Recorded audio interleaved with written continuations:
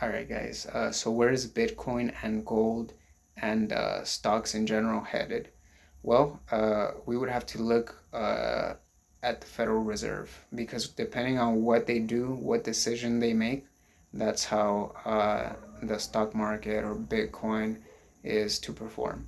So the Federal Reserve basically says whether there will be a lot of money circulating, uh, or they can also restrict the money supply.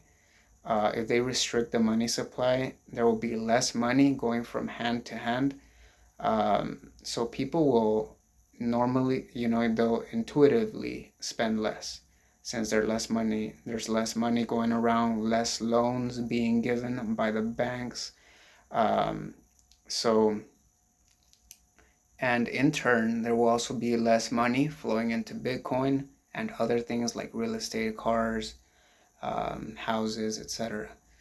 But if the Federal Reserve increases the money supply by printing more money and giving out loans to people,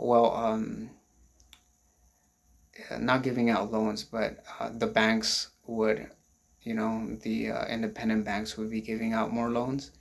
Um, then people will also naturally spend more when they see that money is just circulating more. It's switching hands all the time or constantly. Um, and that would in turn increase the money flow towards Bitcoin and other things like stocks or real estate, etc. So it is expected, sorry, that the Federal Reserve will decrease interest rates this year, and therefore investors think that the money supply will increase. Um, and with that increase, there's this expectation that more money will flow towards Bitcoin, stocks, and gold, for example. It is expected that this is going to happen around mid 2024. This is when they're expecting to cut the interest rates. Um, so all the signals point toward this outcome, although there are things that can delay this outcome, such as a major world event, such as a lab leak, I mean, a pandemic, a war, apart from the ongoing ones in the Middle East and Ukraine, like a separate one that could affect it or delay such an outcome. But according to data, central banks and BRICS countries, which is the BRICS is an organization of various countries, um, they've been accumulating gold. So whether something catastrophic happens or not, it is very likely that gold will continue going up with minimal setbacks. Um, you may be wondering how you can trade gold. Do you need like the physical gold bars? You don't. You can actually trade gold on most crypto exchanges. There's PAXG. That's the ticker symbol. That's how you look it up. Whenever you want to trade a coin, just you can type in PAXG or XAUT. That's another one.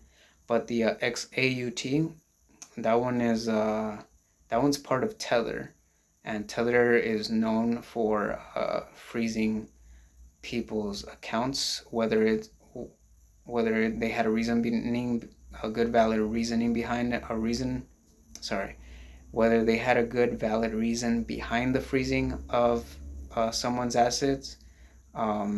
That's truly unclear, but they've been known to freeze assets. So it would depend on you um, which one you choose if you do choose to invest in gold.